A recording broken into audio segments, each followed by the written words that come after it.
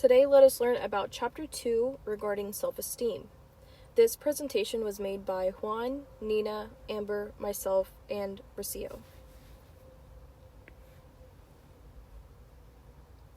A person's overall self-evaluation or sense of self-worth is characterized as self-esteem.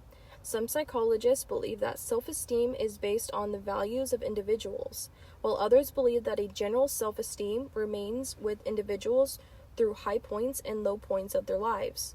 Most individuals are highly motivated to preserve their own self-esteem, even at the expense of others. So this video is about self-hatred and anxiety. Go ahead and click on the link and check it out.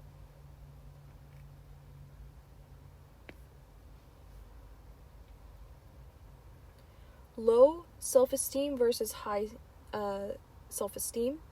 Individuals with low self-esteem are more likely to blame themselves or give up when faced with a threat to their self-esteem. They are more likely to have anxiety or suffer with depression or feel loneliness. They are more likely to have eating disorders, engage in self-harm, abuse drugs and alcohol, feel less satisfied in their relationships, and prefer understanding, empathetic responses as opposed to positive, encouraging responses.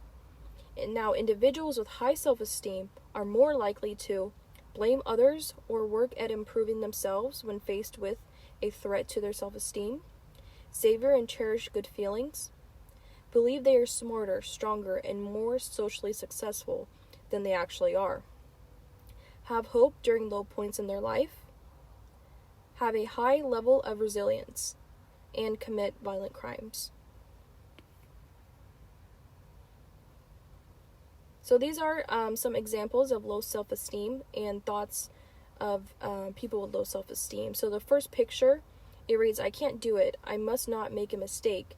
I'm not worthy. I'm not good enough. I must be perfect. Nobody loves me. These are the common thoughts of people with low self-esteem. The second picture, it says, at first, bad thoughts are entering your mind and you don't even notice them. They think, I'm a failure. I'm broken. The third picture, the guy asks, what's wrong? The girl replies, I think I'm just depressed. I'm anxious all the time and my self-esteem is in the garbage. These are often thoughts of people with low self-esteem. Now, people with high self-esteem, the first picture says, engage in positive self-talk. It says, I am a confident and capable person. How could I view this as a positive experience? Ask empowering questions and use positive language that makes you feel better about yourself. The second picture is about self-love. It reads, I'm not liking myself too much today.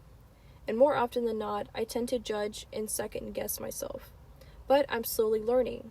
Learning to love oneself is a process. And I know I'll get there. You got this, self. This is how you should talk to yourself to gain high self-esteem. It says in the third picture, celebrate your strengths and successes. So you should celebrate your talents, your strengths, your passions, your accomplishments, your positive attributes. Acknowledge each part of yourself and show gratitude for all that you have become.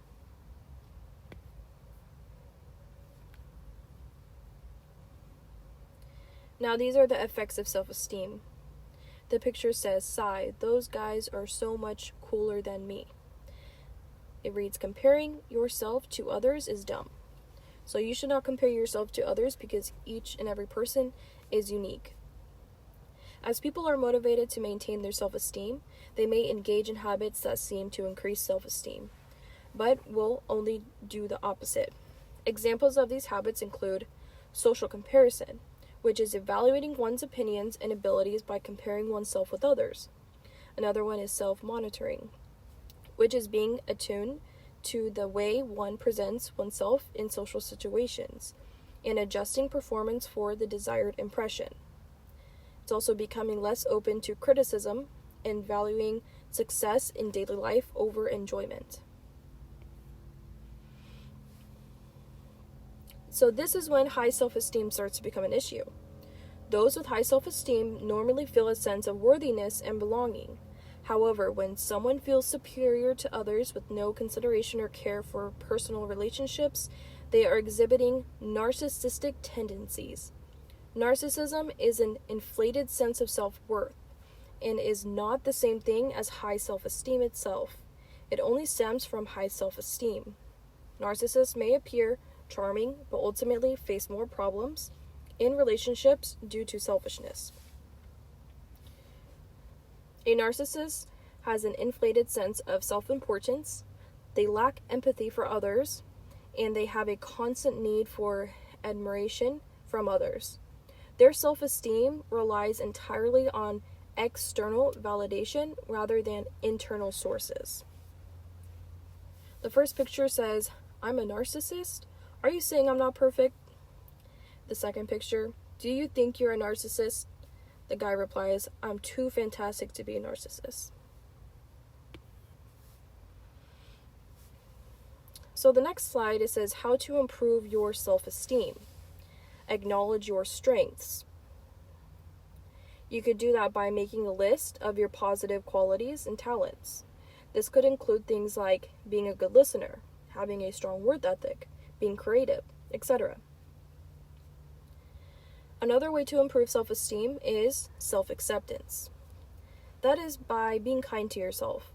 Talk to yourself with the same compassion you would show a friend. Don't criticize or put yourself down. Accept that you're not perfect and that's okay. Another way to improve your self-esteem is challenging your negative thoughts. And that's identifying negative self-talk. Make a note every time you put yourself down or criticize yourself. Become aware of reoccurring thought patterns. And then another way to improve your self-esteem is practicing positive affirmations. Write out meaningful affirmations that counteract your negative self-talk. For example, write, "I am worthy, I am capable, I am enough." Say your affirmations out loud to yourself every morning when you get up and every night before bed. Hearing them helps you believe them.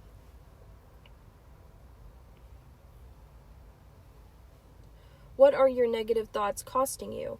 The next time you have negative thoughts about yourself, ask yourself what they are costing you. Example, you might avoid meeting new people, which is costing you your social life.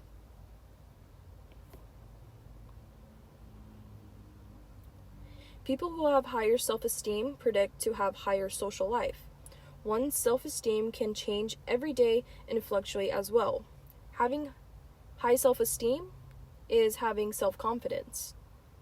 With low self-esteem, any form of self-criticism can still be damaging to oneself. There are different times of self-esteem used in everyday life. Example, one's self-esteem in writing or being a teacher. Now, here are some multiple choice questions. The first question is, people with low self-esteem are more likely to experience all of the following except loneliness, anxiety, greater satisfaction in life, or eating disorders. Question number 2. Very high self-esteem has been found in inmates, middle school students, pet owners, or terrorists.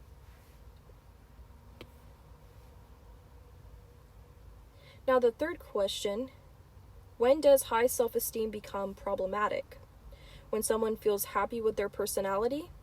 When someone focuses more on their positive attributes rather than negative ones? When someone exhibits narcissistic tendencies? Or when someone thinks they're both attractive and intelligent? So in conclusion, of self-esteem is associated with many things that can affect the mind and body, whether it be one's happiness, mental well-being, and adjustment to certain things in one's social aspect in life. It can also lead to effects in one's reflection in social media, and it can impact one's decision-making. With this self-esteem, it's a very important factor in everyone's life.